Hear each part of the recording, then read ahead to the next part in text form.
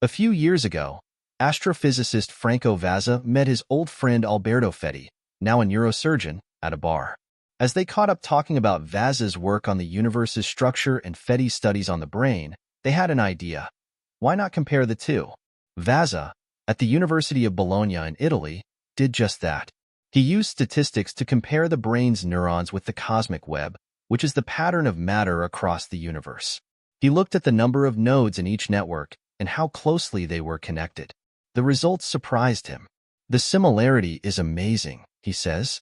The structures are different in size by about 27 orders of magnitude, but if you ignore that, the two patterns are quite similar. For some physicists, this similarity is too tempting to ignore. Some have even suggested the possibility that the universe thinks, or is in some sense conscious. Describing the human brain as a 3D universe may be closer to the truth than we thought. When scientists looked at two of the most complex and fascinating structures known to science, the human network of neurons in our brain and the cosmic web of galaxies, the resemblance seemed uncanny.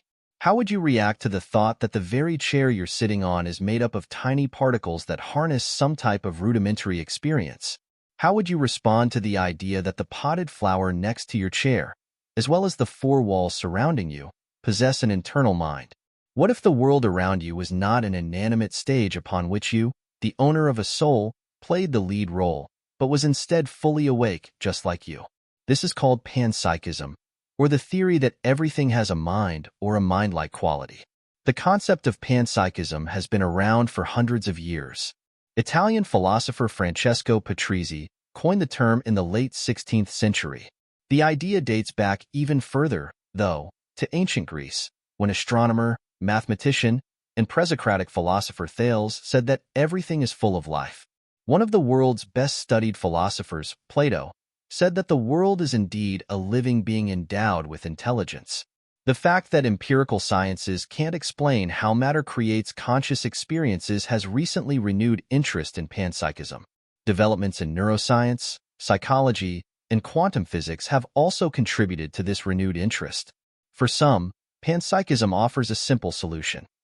It suggests that consciousness is a fundamental part of reality and that all matter, even particles, has some form of basic consciousness. This idea makes it easier to understand how human consciousness arises, as the brain is already made from these basic units of consciousness. Through a series of processes, subatomic particles come together to form atoms, which then combine to create molecules, cells, organs, and entire organisms. These structures represent increasingly complex layers of connections within quantum fields. Essentially, everything, including the brain, is made from these quantum fields, with atoms and molecules existing as specific arrangements within these fields. This means that what we recognize as physical matter is actually the result of intricate patterns and relationships within the underlying quantum fields. In fact, researcher Henry Stapp, in 1999, asserted that consciousness might be the overriding force behind brain functions, suggesting that consciousness itself influences the brain. While this idea represents a significant departure from traditional beliefs, it is part of ongoing debates in the field of quantum mind theories. Stapp's view suggests that if the brain is an integral part of a quantum network or field through which consciousness manifests, the brain exists within consciousness rather than consciousness existing solely within the brain. A related idea, cosmopsychism, suggests that the universe itself is conscious. However, Vazza is skeptical. We can't even define consciousness, so it's strange to attribute it to the universe, he says. His study aimed to understand how complex networks organize themselves, not to suggest the universe thinks. Just because two things look alike doesn't mean they function the same. A living brain and a dead brain, for example, have the same structure. Plus, the universe is so vast that any communication would be extremely slow. Philosopher Philip Goff offers a different take in his book, Why the Purpose of the Universe?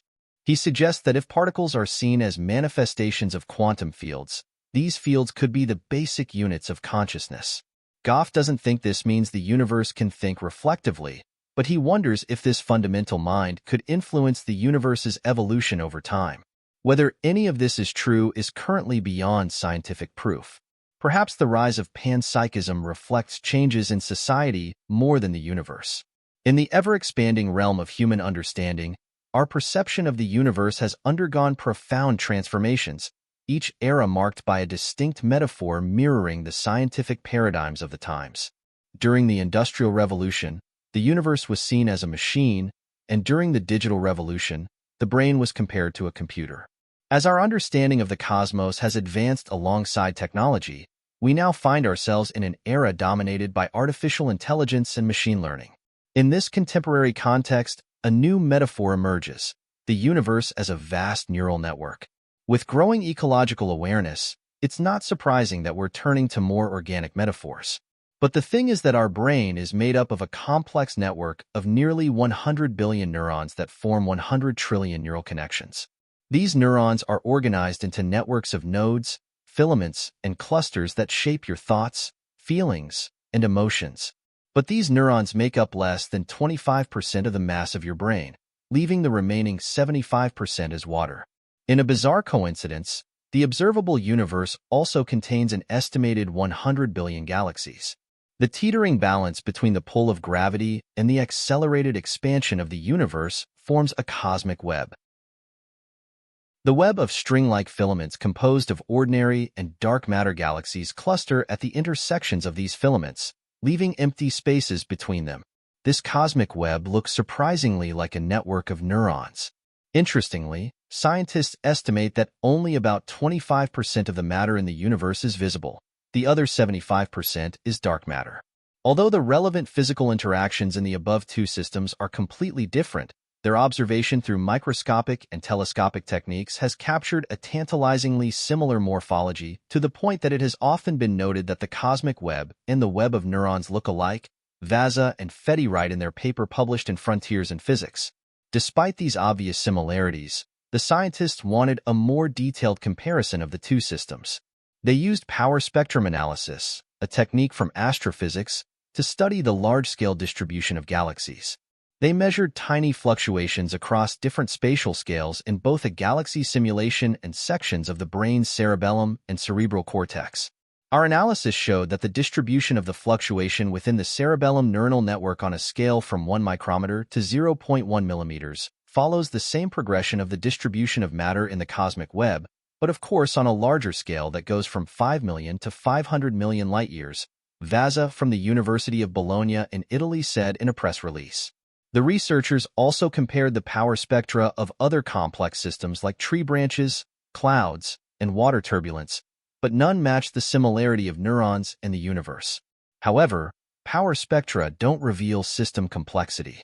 To understand this, the scientists analyzed the networks of both systems, comparing the average number of connections per node and how these nodes clustered together. It's impressive that the cosmic web of the universe has more in common with the network of neurons in the brain than with individual galaxies and stars. Similarly, the neurons in the brain resemble the cosmic web more than individual brain cells. However, these similarities only appear when comparing specific scales of each system. This is crucial when comparing something infinite like the universe, as far as we know, to the finite brain. Since everything in the universe follows the same physical rules, it's not surprising that similarities emerge if you look closely enough. Imagine drawing a circle on a flat, endless plane. You now have two regions, inside and outside. One represents consciousness and the other represents everything else. If you think the inside is consciousness, you're likely a Western thinker. The circle is the subject, the plane is the object. The circle is small and finite while the plane is large and infinite. If you think the outside is conscious, you're likely an Eastern thinker. Using these terms loosely, the circle is the object, the plane is the subject. The world is small and finite while consciousness is large and infinite. For Western thinkers, the circle is like a cell membrane. Objects from the world pass through into consciousness to be understood. Objects outside consciousness are waiting to be discovered. For Eastern thinkers, the circle is like a wall around a city such as Rome or Jerusalem. Consciousness is outside trying to get in. It can guess what's inside, but the gates never open. Sometimes an eyewitness sneaks out and describes the city, saying it's like nothing you've ever seen. They compare it to things outside the city, like a tall building or a deep pit, or a combination of a river and a mountain. Science gives us the Western view. It assumes that the mind is a product of the brain, from physics to neuroscience, suggesting we are the universe trying to understand itself. If that's true, we are like the cell membrane, and the universe shares its secrets with us through science.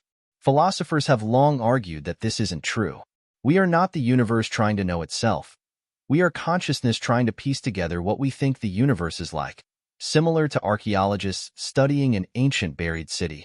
Despite this, most scientifically literate people believe science tells us the truth and find it hard to understand why some think scientific conclusions are just biased opinions. Many people here may likely fit into this first group and might think rejecting scientific conclusions is foolish and anti-intellectual. However, philosophers have shown there is a tiny grain of truth to the second view, and we all know what scientists think of philosophers. There can be phenomena within a system, such as our reality, that we recognize or believe to exist yet cannot fully prove or understand. Consciousness is one of these things. Most people agree that they are conscious, and so we have a consensus that this substance called consciousness exists, and yet we cannot rigorously define it, and we cannot prove it.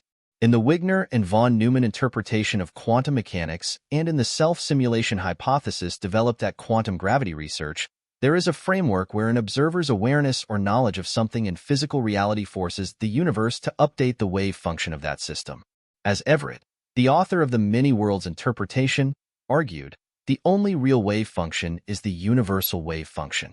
This is a simple deduction because if you take an electron and isolate it from all gravitational, electromagnetic, and entanglement influences, you can write down a contrived wave function for that particle as if it were in a universe by itself. But this needs to be more realistic. Therefore, the only realistic wave function is the universal wave function. Combining these ideas, every time we observe something in reality, we cause the universe to update or rewrite the universal wave function. This is called the collapse of the wave function, meaning the old wave function is trashed and updated with a new one. The wave function needs updating because quantum mechanics can't predict the unpredictable actions influenced by free will and thoughts, which cause physical changes. For instance, when you think about an apple versus an orange, your brain produces unique electromagnetic signals that neuroscientists can detect. These signals affect particles across the universe. Since the universal wave function didn't anticipate your thoughts, it has become outdated and needs revision. This implies that the well-being and choices of one conscious entity can resonate through the interconnected web, affecting others and the overall state of consciousness in the universe. The idea of cosmic interconnectedness evokes a sense of awe and wonder about the universe, suggesting that we are all part of something much larger and more intricate than our individual lives, or even the collective human experience. Right before you observe something, the updated wave function focuses on probabilities related to what you're observing. For example, if you're watching where a particle hits a detector screen and you expect it to hit a specific spot, the new wave function concentrates all likely positions into that area, reducing probabilities elsewhere to zero. After your observation, the probability distribution shifts as the wave function evolves until the next measurement. This issue is known as the measurement problem in physics. It's been a topic of debate among physicists for the past century, with different views on whether consciousness plays a significant role in quantum mechanics and related experiments. All this is to suggest that consciousness might play a fundamental role in how the universe works. Many physicists, including John Wheeler, who coined the term black hole, believe that quantum mechanics implies we live in a universe made of information, not matter. This began when he focused on the idea that logic and information are the foundations of physical theory. Wheeler even described the universe as interactive with human minds. If we agree that reality is made of information, then what is information? Information is increasingly recognized as a distinct physical quantity described by Gregory Bateson as a difference that makes a difference. Unlike mass and energy, it doesn't have a specific location in time and space and isn't conserved in the traditional sense. Edward Fredkin, the father of digital philosophy, argued that information is fundamental and doesn't require further explanation. Information is meaning conveyed through symbols like a code or language, where bits, zeros, and ones form the basis of this symbolism. For example, programming languages or the arrangement of letters into words convey specific meanings. Meaning itself is tied to consciousness, which is hard to define but can be observed in its actions. Consciousness interprets and creates new meanings, as seen when individuals generate unique perspectives from the same content. This interpretation process shows that meaning or information arises from relationships between simpler elements. If everything is information and information is meaning conveyed by symbols, it implies that consciousness plays a crucial role in interpreting this information. This suggests that the universe might need to be conscious to hold or realize the complex meaning of the physical world, making consciousness an inherent part of everything around us. Perhaps consciousness has always been present, inherent in us and everything around us. Understanding reality and consciousness is an ongoing journey that challenges our assumptions, expands our horizons, and embraces the limitless possibilities of the unknown. And that's it for this video. Thanks for watching. Check out the other part of this video on your screen.